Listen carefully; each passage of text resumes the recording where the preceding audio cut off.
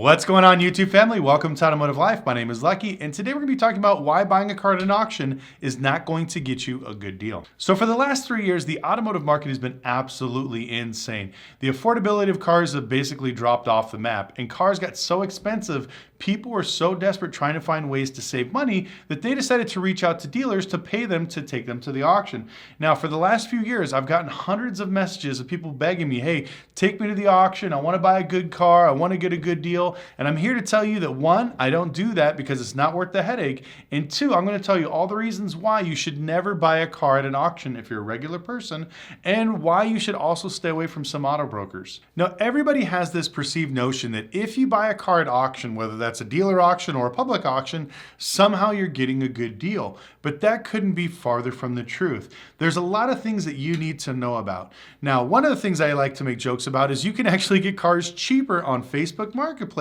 than you can at an auction. And I won't drill into this too much, but let me just show you a quick reference. So right now I got Manheim pulled up and I picked up the very first cars, which is Audi, which starts with an A. And you can see right here, I got some basic cars and one exotic. I have a 2014 Audi A6 2.0 Premium. That car, it's got 69,000 miles. I'll put a little Facebook clip up here. You could see that you can get similar cars actually better equipped with V6 all-wheel drive for cheaper than this particular vehicle. Now, if you look right next to that, there's a thing that says adjusted MMR.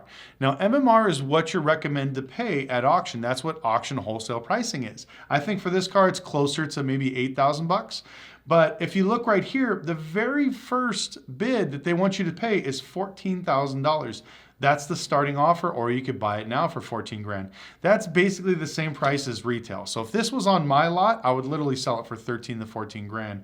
And this guy's trying to get retail for it. Next car is a 2015 Audi R8, one of my personal favorites. Now this car is a little bit deceivable because it doesn't have an MMR, but I would tell you right now, if I had to buy this car at auction, I would pay no more than about $72,000, $73,000 for it because it's an automatic. Everybody wants to stick in that body style, so that's what it's worth to me. But if you look at the starting bid, it's $104,000, and retail on it is probably around maybe $95,000, closer to there. So this car is actually selling for more than what you could find it on retail. And I'll show you a little Facebook clip here. There's a few other models. I'm not able to scroll up and down. I don't know how to screen record that well on that stuff, but you could literally get on Facebook right now and find a cheaper deal than this one. Same thing, there's an Audi A3 on the bottom. MMR says it's 16 grand. I think it's closer to 12. And this says it's a retail of 21,000, or buy it now at auction for 21,000. That's like 4 grand over retail. So that's why, like I said, I always tell people you're not going to get a good deal. So I buy and sell hundreds of cars every single month. And I can tell you this much. I haven't bought a car at auction in over 3 years, probably maybe 4 years, because there is no good deals at auction. They're absolutely ridiculous. The last thing I got that was a decent deal, which I don't even really classify it as an auction because I worked the deal offline, was my smart car that I picked up for $1,500. But everything else besides that has been absolutely ridiculous. So I get majority of my cars I buy from actually regular people on Facebook Marketplace and OfferUp. I clean them up and I take them to auction to sell them. And you may be asking yourself, well, why would I take cars from the street and sell them at the auction? It's because I know that dealers will pay more money for these cars. Now, that's one thing that people don't understand. The reason why cars go for so much more at auction compared to on the street is because on the street, you got to have cash or a loan.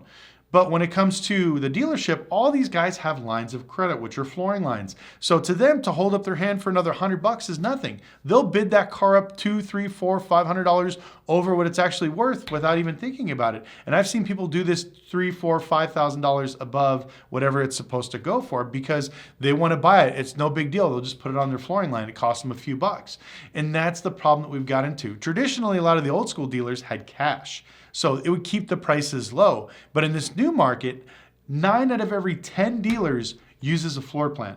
So just let that sink in. You have all these people with credit cards that just can buy whatever they want, and it's absolutely ridiculous. On top of that, the last 3 years have taught dealers to just keep overpaying for stuff. It's okay because the market's going up, prices are not going down, hold the car, you're gonna sell it. Well, now the market's flipped. Cars are going down in value, but they still refuse to drop the prices, so they keep overpaying at auction because they think the banks will bail them out. And this is another reason why I tell people to stay away from the auctions, because you will not get a good deal. Another reason why I tell people to stay away from auctions is because everything you buy at auction is 100% as is. Now, there's tons of pictures online, and some of these cars come with a condition report. I'll put a little picture up here, and it gives it a rating. Now, Manheim uses between, I think, 5.0 all the way down to 0. The higher the number, the better the condition the report is. But the downfall with these condition reports is it is extremely biased. What I mean by this is if you buy a repo from a bank or you buy a trade-in from a franchise store, they will never get under a 3.5 rating ever. The car can be absolutely beat up, leaking oil, smoking. I've seen cars wrecked in the front end. Dealers chime in the comment section if you've seen that too. Literally falling apart, and it's still a 3.0. Where in the meantime, I actually have a video on my channel. I'll see if I can post a clip up here. I purchased a car from Wells Fargo that was rated at a 4.2. When I got it, the transmission was bad. The car wasn't any good. So I didn't even leave the auction. I just put it back in line and reran it that same week. But of course, when they ran the condition report on my car, it was magically a 1.5.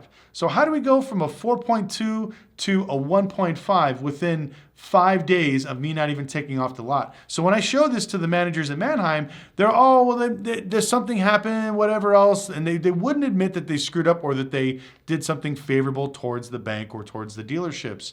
And that's the problem. You'll never get a straight answer of what's wrong with the car at auction. Now, I'll tell you a really quick story. And this is another reason why I tell people, don't use auto brokers. And this is another reason why I don't give a shit how much you try to pay me. I will not go buy a car from you at auction.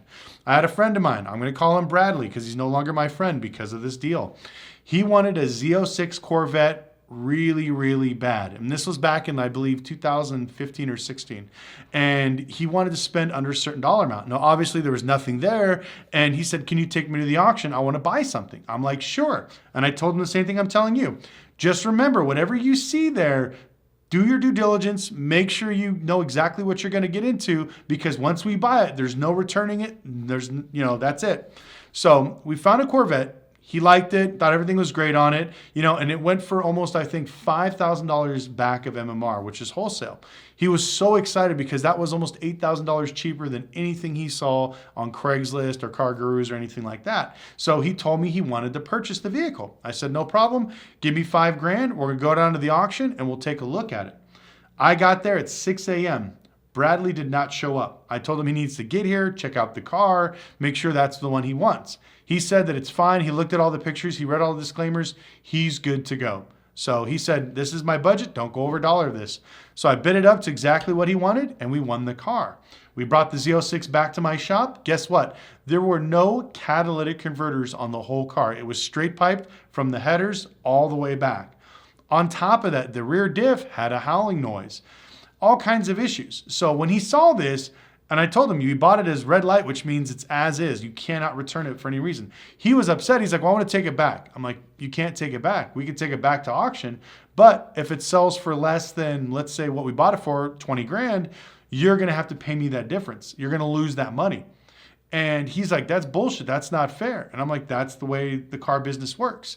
I go, you have to double check these cars, because once you buy them, you have to make sure they pass smog emissions before I can even sell you the car.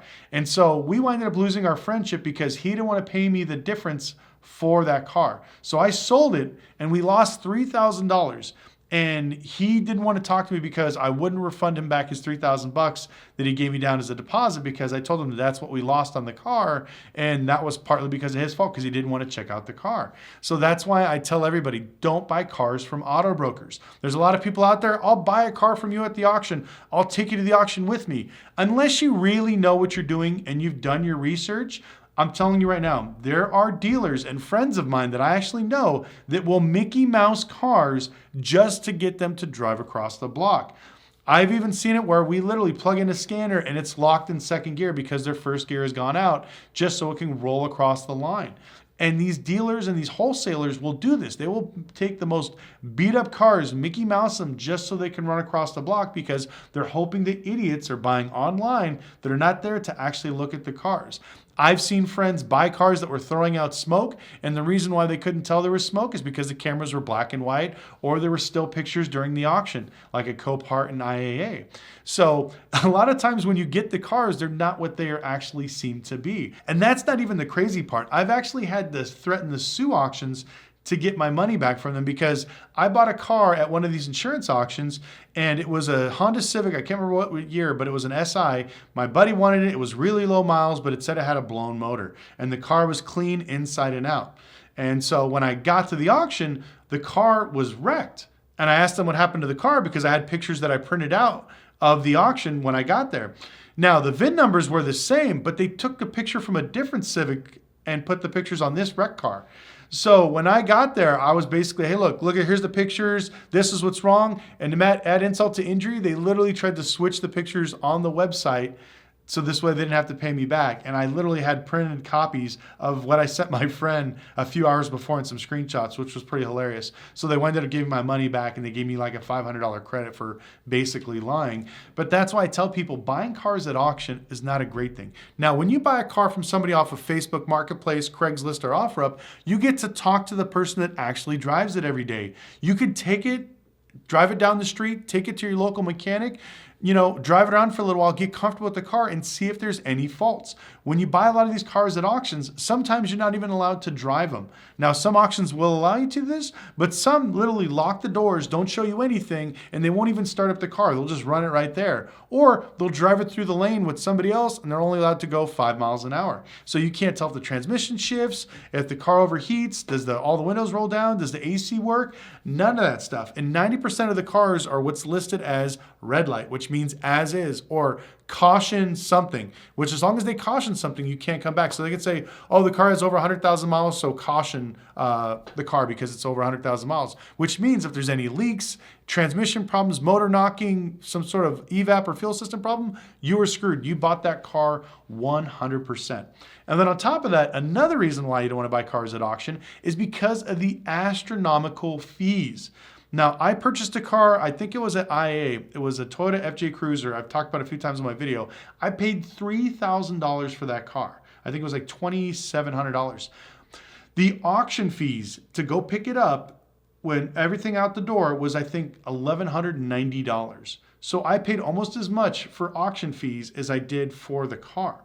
And some of these auction fees can go anywhere from 10% up to 25%, depending on what auction you go to. So the fees can be very steep. So you may buy it thinking you got a good deal, but now you have another $2,000, $3,000, $4,000, $5,000, $6,000 you have to pay on top of that just to get the car out of the auction. And then you pay all those fees to get it back to your shop. Then you find out, man, the car's a piece of crap. Somebody lied. The motor's wrong.